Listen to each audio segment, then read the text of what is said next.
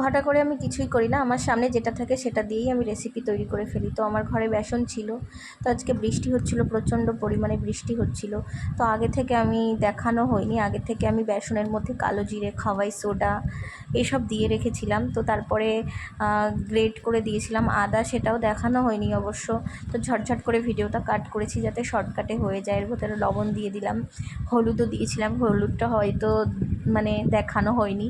তো শুকনো লঙ্কা একটা বেঁচেছিল, শুকনো লঙ্কাটাও এর মধ্যে পিষে দিয়ে দিয়েছি, কারণ ফেলে দেবো, ফেলে দিতে খুব একটা ভালো লাগে না। তো যার কারণে দেখো আমি কড়াইতে তেল দিয়ে দিচ্ছি, আর যতটা তেল ছিল সবটাই ঢেলে দিলাম।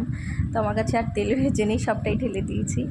তো ঝটঝট করে আমি দিয়ে দিলাম চারটে চারটে করে পকোড়াটা তেলে ছেড়ে দিলাম।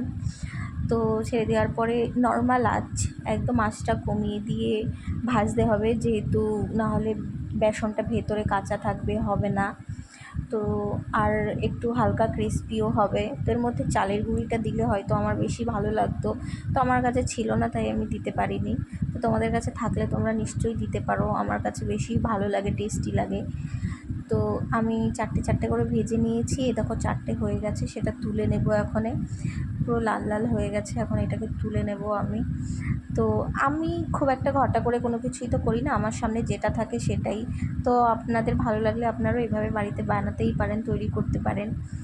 তো আরও চারটে ছিল, সেই চারটে আমি করে নিয়েছি, করে নেওয়ার পরে নিজেই খেয়ে দেখছি, দেখুন নিজেই বলছিলাম যে খুবই সুন্দর হয়েছে, টেস্টি হয়েছে।